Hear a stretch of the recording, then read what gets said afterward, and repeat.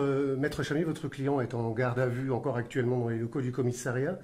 Quel est le niveau d'échange avec les enquêteurs de Paris qui l'interrogent? Ça s'est très bien passé, ça a été une enquête sereine. Mon client a répondu sereinement à toutes les questions qui lui ont été posées. Tout était transparent, tout était clair. À aucun moment, il n'a pu être démontré que M. Valère a pu prononcer un quelconque propos antisémite. Et c'est le but, entre guillemets, de cette médiatisation concernant cette affaire. Maintenant, on a l'impression que c'est un soufflet qui a été raté et ça retombe à son juste niveau, c'est-à-dire il n'y a pas d'affaire. Alors dans les propos qu'on entend sur la vidéo, on a le sentiment d'entendre quand même des propos haineux, d'insultes, d'injures. C'est d'ailleurs l'objet de la mise en cause de votre client. Vous ne considérez qu'il n'y a rien d'antisémite dans son expression? Il reconnaît avoir traité M. Finkielkraut de grosse merde.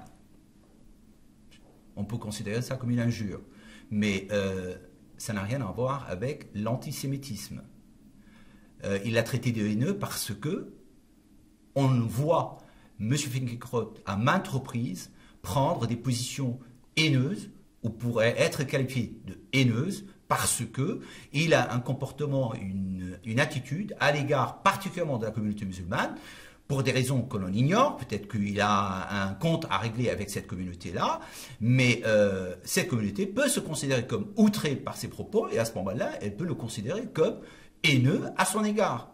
Quand on dit que ces gens-là se prolifèrent comme des rats, on a de quoi s'inquiéter par rapport à la stabilité de Finkielkraut quand on utilise ces termes-là. Lui, il n'a pas été poursuivi pour ces termes-là, mais par contre, M. Valère est poursuivi pour avoir dit que c'est un monsieur qui est haineux. C'est quelque chose que je ne comprends pas et bien entendu, maintenant, M. Valère ne le supporte pas. On est dans un contexte très tendu, vous le savez bien, avec les Gilets jaunes. Est-ce qu'il y a eu là une volonté à la fois médiatique du pouvoir de pointer M. Valère comme étant celui qui manquait dans la liste des Gilets jaunes, à savoir l'antisémite?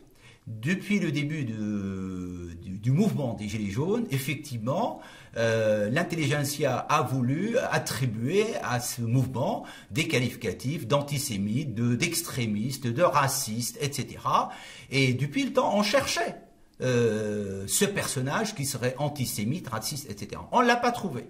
Et il se trouve que le jour où il y a eu cet incident, on va l'appeler ainsi, on est tombé sur des propos et à ce moment-là, on a dit on va pouvoir les exploiter, pour ne pas dire les instrumentaliser. Et M.